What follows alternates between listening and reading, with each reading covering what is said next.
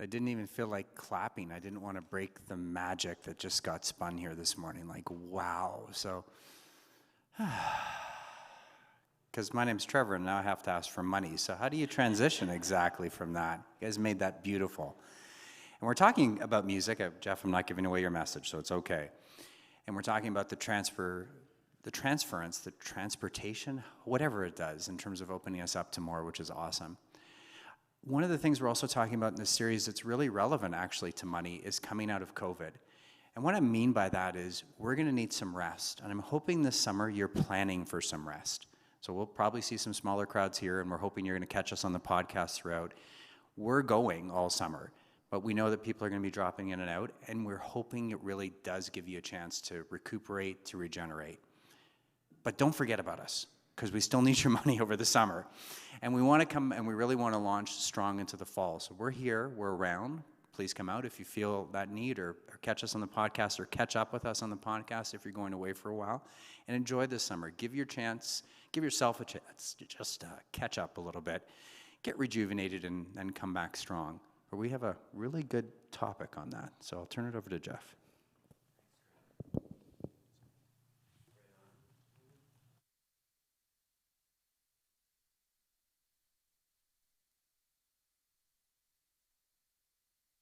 I see green lights. There we are. Excellent. Good morning, everyone. And happy Canada Day weekend to everyone. Just excited about this morning's topic. I've asked the ladies to join me for kind of an experiential morning. You know, every once in a while, I'll have a conversation with someone who joined us, sometimes for the first time. They'll have been sitting in the seats just like one of you. And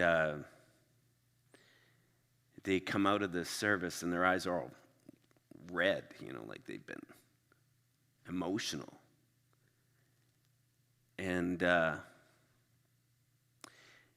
they'll introduce themselves and they'll begin to describe what just happened in the service here. Sometimes they're new, sometimes they're not. Sometimes they're people that have been attending a while, but their stories are often similar, eerily similar. Something happened as the music was playing.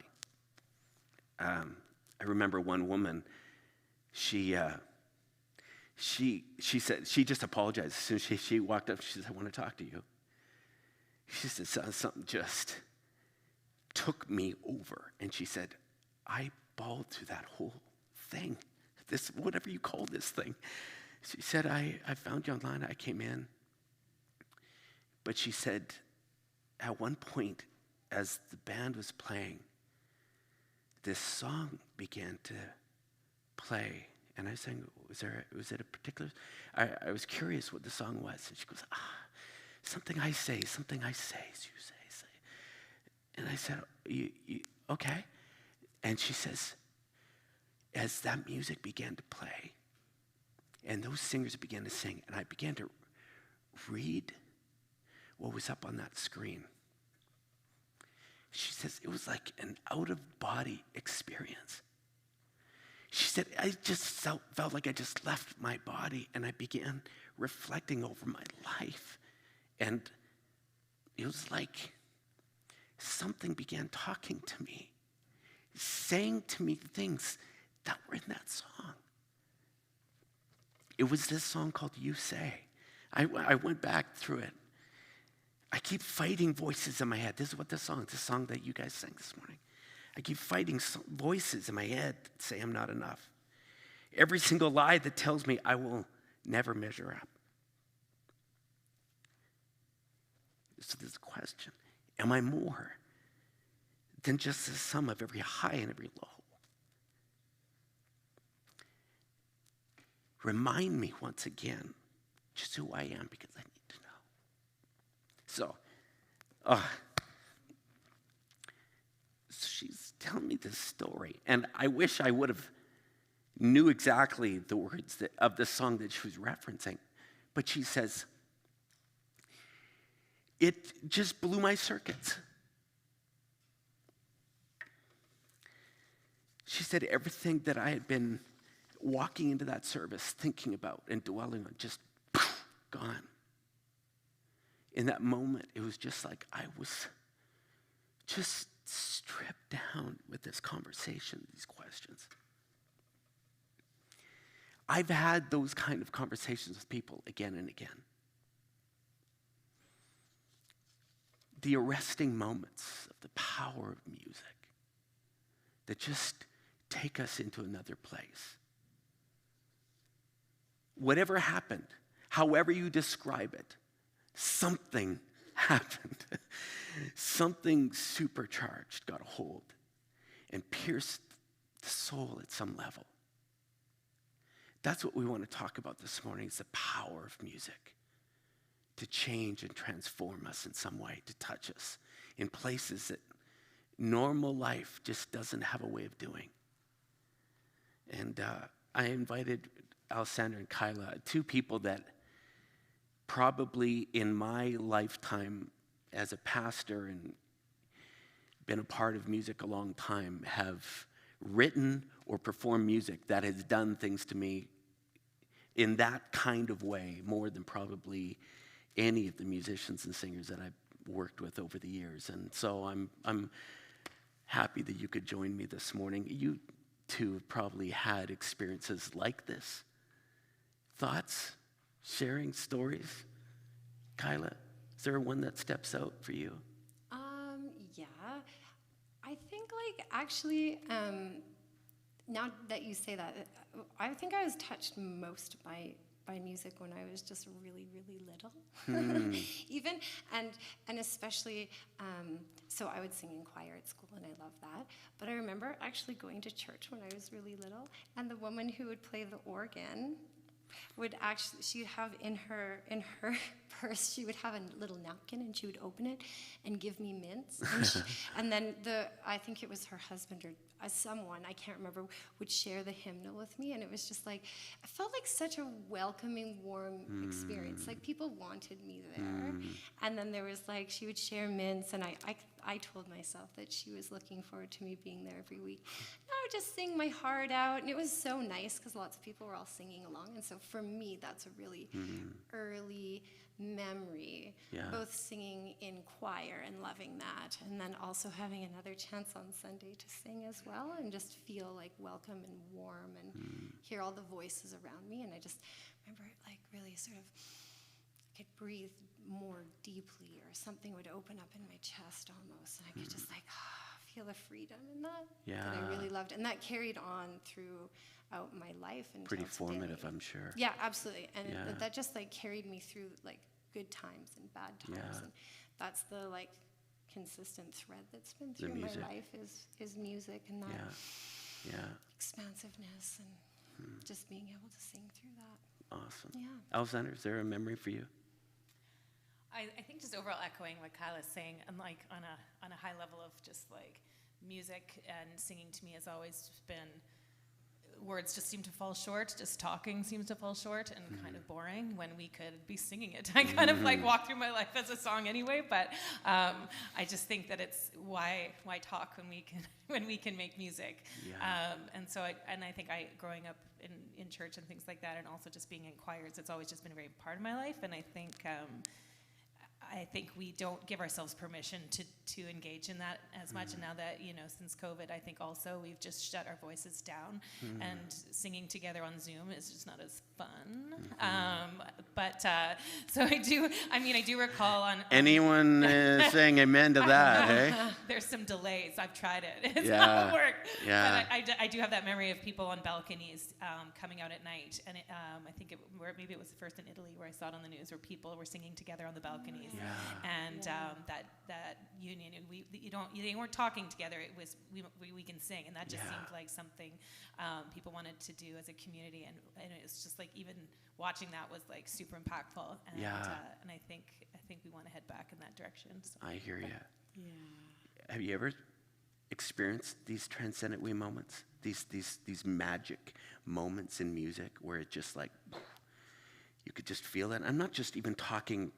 It didn't even have to be a church. I've heard people describe, I remember one guy years ago, he came back from the U2 concert up in Edmonton. And he came back and he said, Jeff, it was one of the most spiritual experiences I've had. I was like, what? what? He said there was just, it was so powerful. Thousands of people in the stadium all singing. I was talking with a woman just this week who was up at Garth Brooks just last weekend.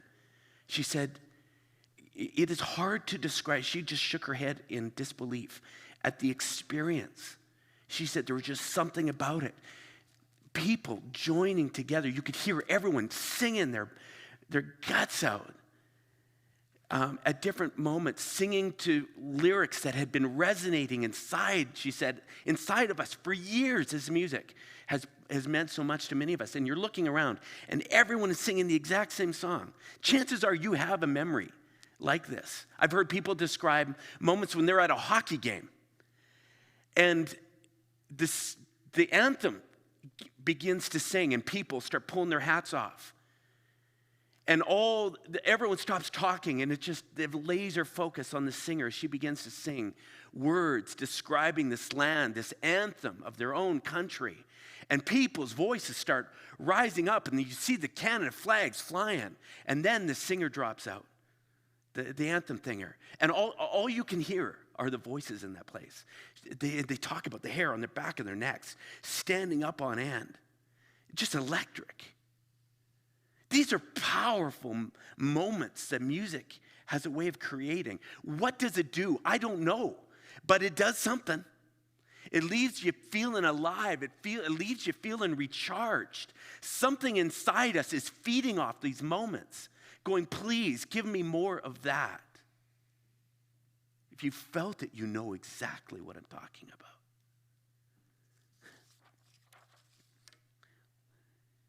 We don't know how to necessarily describe it, but scientists now are onto this.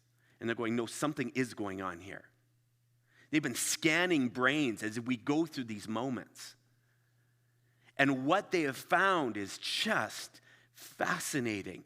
It is not just made up. There is things going on physiologically through music, and specifically through music that is experienced together with others.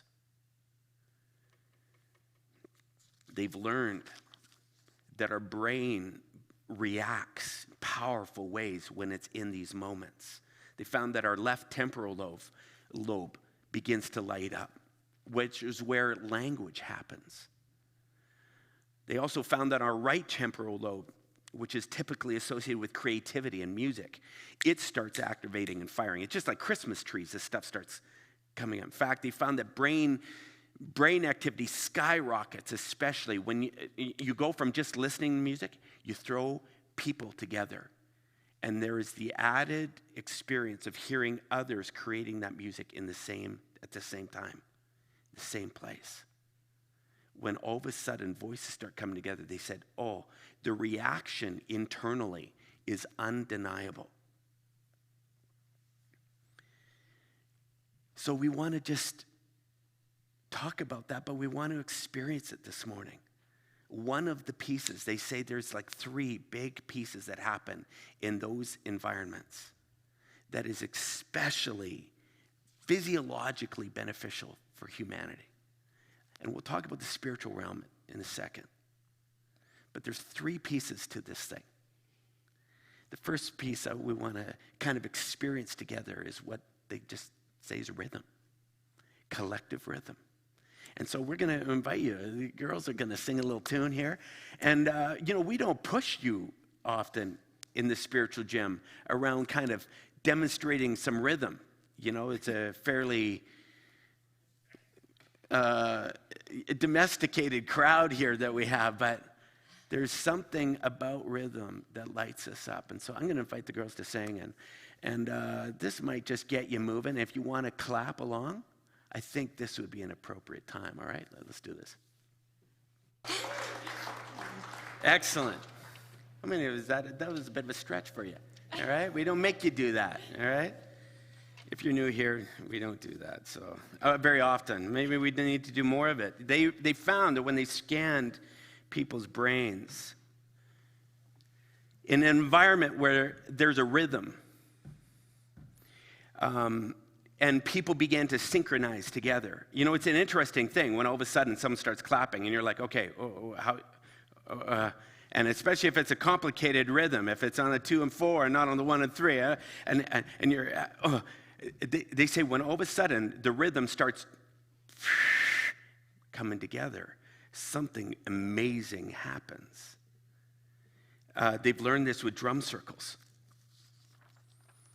You know, depending on who starts, you know, someone may start, just starts drumming. All of a sudden, everyone starts finding the beat and starts drumming. They said these drumming circles have become therapeutic because it has such powerful physiological. They say it actually makes you happy. It releases endorphins. They call them enkephalines and alpha waves in the brain, which are associated with general feelings of well-being and euphoria. They say that finding that beat and synchronizing with others, it actually induces deep relaxation. Blood samples they took from participants who participated in an hour-long drumming circle revealed a reversal in stress hormones. They said it helps chronic pain, production of endorphins and endogenous opiates, which are like the morphine, body's own morphine-like painkillers it creates. Boosts your immune system. This was interesting. Drumming circles. So studies from people in these drumming circles. This Barry Bittman, this doctor, did a study, showed that actually participants in these drumming circles increased natural T cells to combat cancer. This is the science behind some of this, what's going on here. Not to mention the sense of connectedness that it creates, the sense of I'm with these other people, we're jiving together.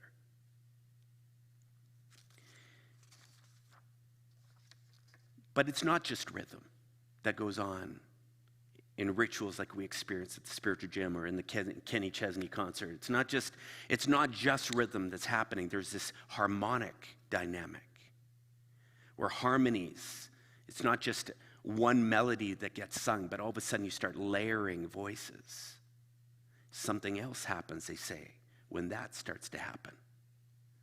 Scientists have found that when a collective sound of various parts come together rhythmically and harmonically, making a big sound, something even deeper physiologically begins to react. It's like everything that I was just talking about that happens in those drumming circles now just starts getting exponentially added. As music begins to layer, you add these vocals. Our brain's frontal lobe now lights up like a Christmas tree, which is a big deal.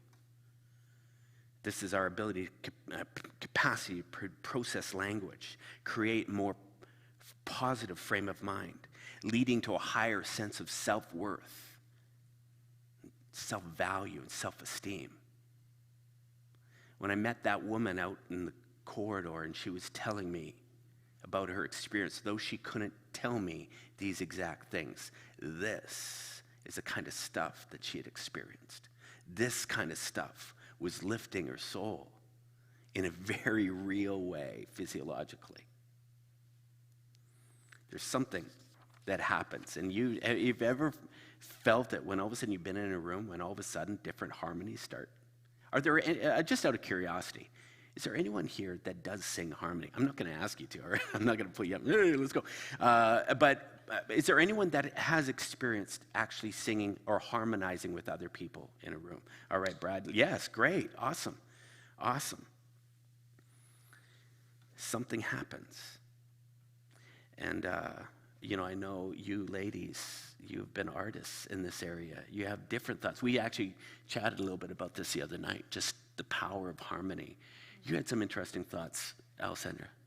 I just think it's the sound, the harmony can be explained away with a lot of science because it makes sense. I was thinking about last night. I was thinking about like a major chord and how it makes you feel happy, and a minor chord, how it makes you sad. And I was thinking, if you just plunked all the notes together, it doesn't sound nice anymore. And I was like, well, that's all math and that's all science, and so I can explain it all away, but that doesn't really matter because science can explain the spiritual, and the spiritual can explain the science, in my opinion. And so when I hear this whole concept of harmony, when two people sing a separate note and something comes above that harmony that exists only when the 2 people or 3 people or 4 people come together. You cannot do it on your own. You have to come together and you have to hit that right place. And I think there's something that happens that's outside of ourselves in that moment. Harmony to me is a spiritual experience, and something that connects us, that bonds us. And again, the hairs go up the back of the neck, and it's kind of magical. And so to the point where almost you can't identify when you're hearing harmony, because it's something so perfectly placed and beautiful. So those are kind of my thoughts on harmony. Kyla, do you have experience, story, thought? Yeah, kind of just sort of adding to what Alessandra's saying, that there's like that, there's participating, and there's also like you have to be able to listen at the same time, so you're kind of like witnessing something that's happening. Something moves through, and you get to watch and experience that. And then it's like the body has like a real response to that, like the hairs on your neck or arms stand up, you think, oh my goodness.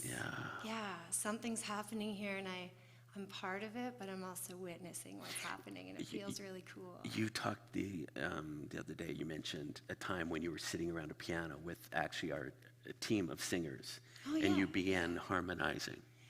Yeah, that is the coolest thing too, because actually, so Alessandra and I, we've had the opportunity to do that on a number of occasions with Craigery, and we only like once a year, so we get to kind of stand around the piano, and then we harmonize. And probably a lot of you, I don't know, some people seem to have musical families, they do this. I didn't, so it's such a huge like experience for me.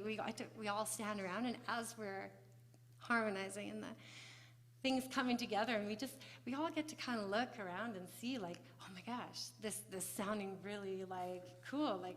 And we need all 3 of us to be able to do it. We need agreement too to be able to do it. And it's just like, what comes of it is just really powerful. It's magic. Yeah. Oh yeah, it's magic. Yeah. I want you to sing a song that maybe is an invitation into this kind of experience. It's called The Longing. Yeah. There's an opportunity to sing in this song. You might know it, but we're going to repeat the chorus a number of times. And the chorus is pretty catchy, so even if you don't know it, it's something that you might be able to join in. If you really like singing, you want to join in, and we'll sing the chorus a number of times, give you a chance to sing. And for those that know how to harmonize, come on, here's your spot. Yeah. Come on, let's go, all right? Yeah. Let's do it.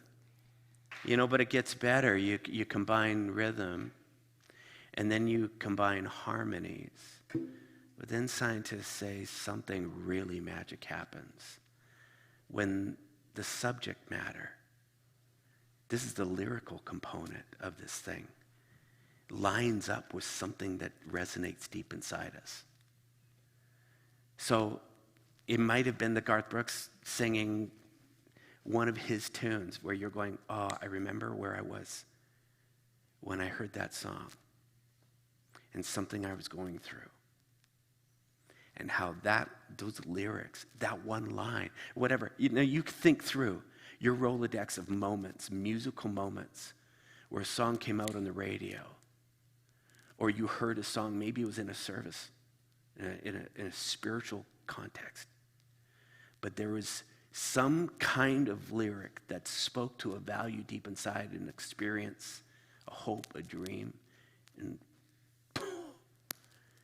it just happens. Yeah. Oh, man.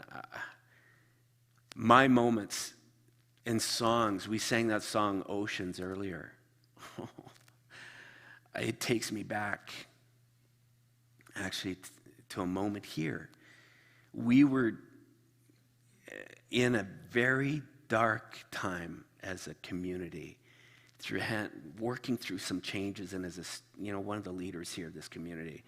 I came in one Sunday morning and I was exhausted, spiritually on the ropes, I would say, just distracted, discouraged, and that song came up. I don't know, Chantel, if you have lyrics there.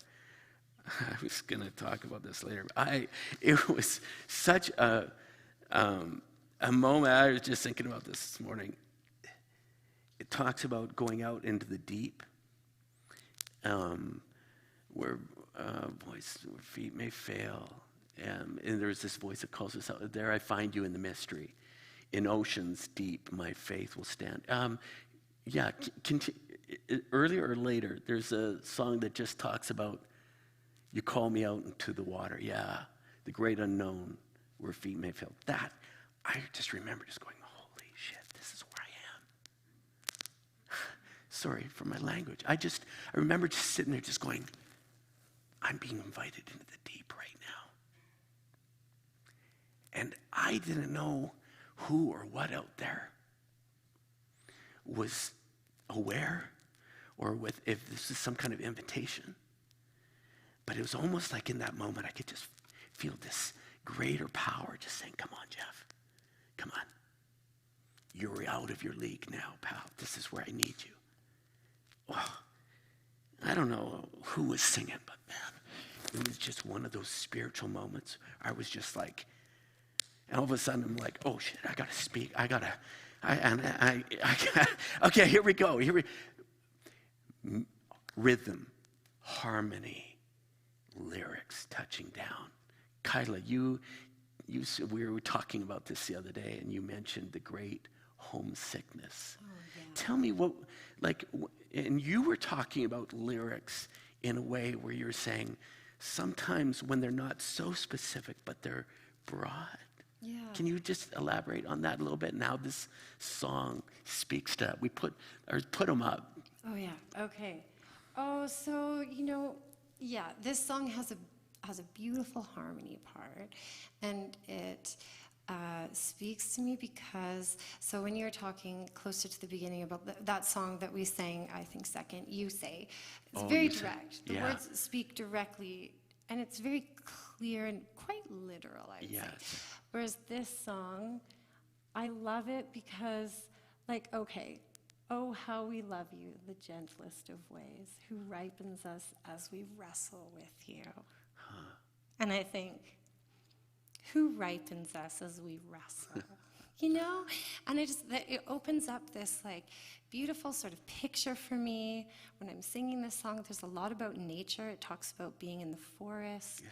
It talks about a dark net threading through. And I think of all the different ways that I've experienced more than God, myself, my relationship with others, there's a real complexity that I found that in a lot of the songs that I would be singing at church often, there are very simple lyrics, and so that was nice. But this one just sort of, invites me to have this sort of expansive experience. I think, oh, there's room for all of me here.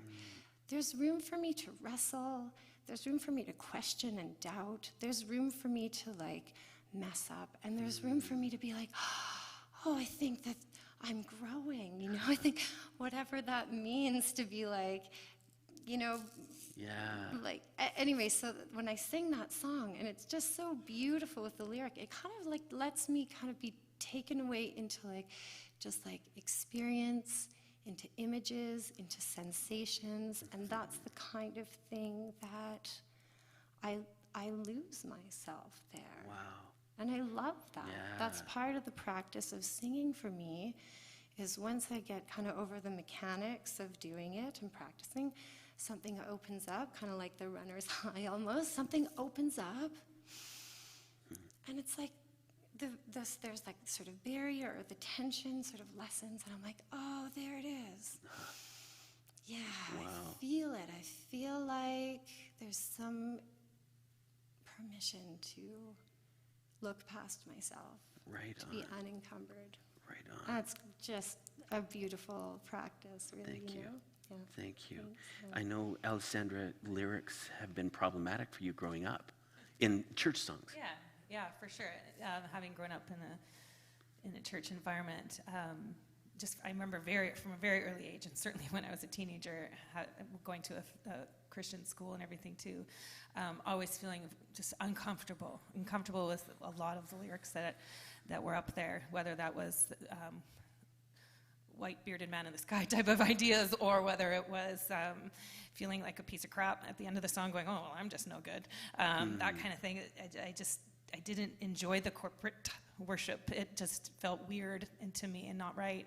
I couldn't really identify that until I was an adult and I started to pick apart some of these songs and some of the things that I believed, and I just couldn't sing them anymore. And to be honest, for years, singing together in a group didn't feel good to me. Mm-hmm. It felt tainted, which is so sad. And it was, at Friends, you guys were going through a similar experience with the music, and I think we remember just picking through songs going, I don't think we can sing that one anymore, and we just kept throwing out songs that just didn't sit with the theology of Friends Church, and I just saw a big gap, and as a songwriter, I thought, well, what can I offer here as I deconstruct my faith, and I know that your message is called Don't Throw Out the Baby with the Bathwater, but that's where my heart was. It's I don't want to throw these bits of my faith and my journey just because some of these songs written by humans have ruined it for me. So I started to write again. And so the song we're going to sing in a minute is called Here With Me. It's one of the first ones I wrote as I started to put my faith journey back together. And I think it's Carl Rogers who said this, so sorry if I'm wrong, but it's this concept of the more individualistic something is, actually the more universal it becomes. And so I trusted in the process and always believed if I was writing my story, it would be everybody's story. Mm-hmm. And this line in the song is, we are held together by some understated grace. And I feel like this song is that invitation it's that invitation of having that spiritual moment, whether that's at a concert or whether that's singing harmony with just one person or singing with your child, that experience. You have this divine spiritual moment, and then, in the next minute you're in line somewhere, or you're honking at someone in the car and that's gone, but you had that moment and you can have that moment again, and we can create that more and more the more we're open to it. And the song is kind of that invitation to have that together. So we are on this unique individual journey, but really we're on it all together. And it's that paradox of alone but together, simple but complex, that we can hold, like Kyla was talking to. It totally resonates with me. Mm-hmm. And so, when we do sing this, I hope that you participate in some way, whether that's just contemplatively or with using your voice, because that's what this song was intended for. Let's go for it. Go for it. Yeah. Maybe just stay here. I'm just going to wrap this up.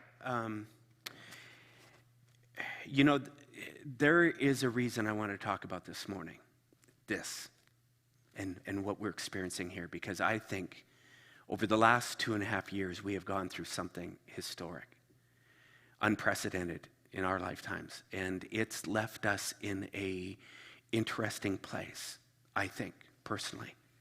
A moment in time now where we're trying to figure out what life will now look like going forward. But over the last 2.5 years, we have learned to live without certain things. We were not doing this for a long time. I remember doing this in an empty building. Man, that felt so strange. Weird. I remember the times when this was just full, and we would be singing songs like this, and you could hear people all around you singing, and and we would walk out of this place vibrating for good reasons. But as we've learned to cope through this pandemic thing, we have turned virtual in many ways, trying to find normal now.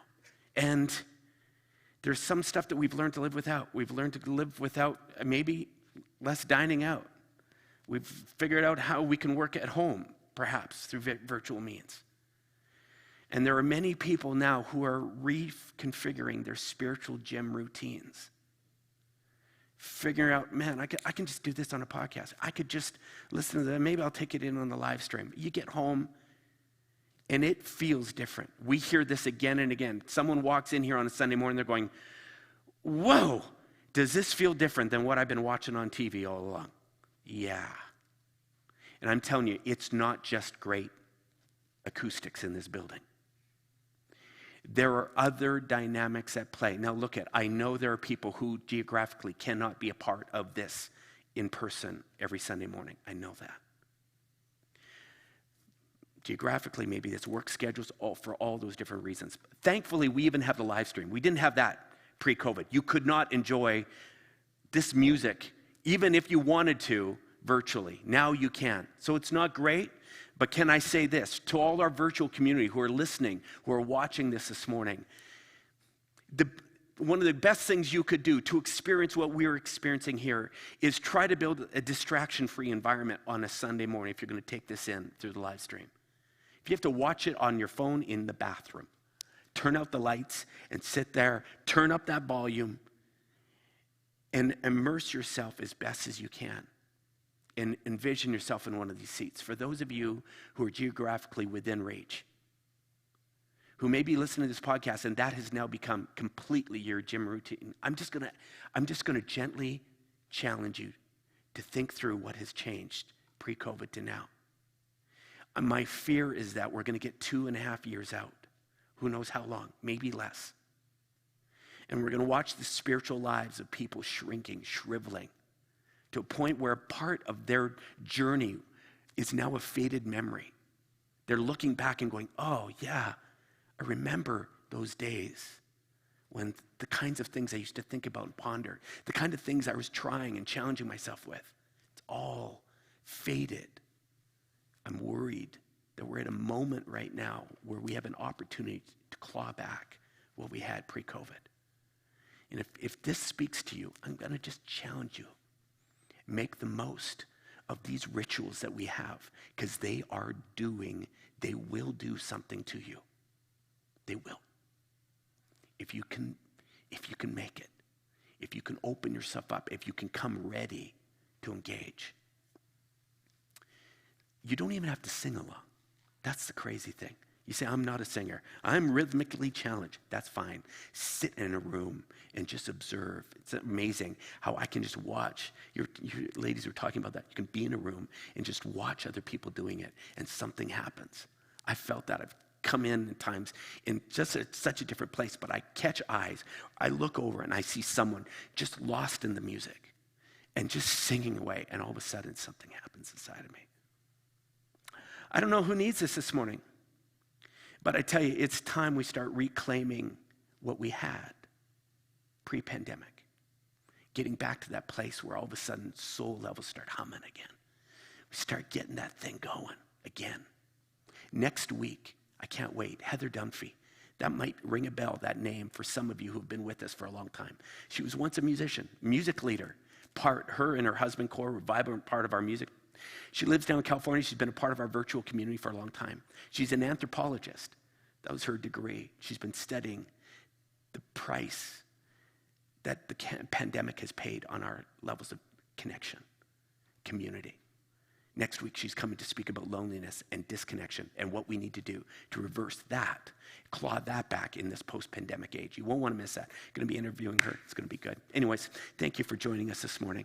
And for those out there virtually who have been taking this in, I hope you've been able to kind of experience some of what we've experienced here in person. Really, you got to know, we're after the thing that will change us and make us a brighter light in our world. And we think music will play a part. So hopefully you'll take it in. Create your own playlist too this week. What is the music? Puts you in that place. Create those sacred moments on your own too. All right. That's all we got. Have a great week, everyone. We will see you back here next week.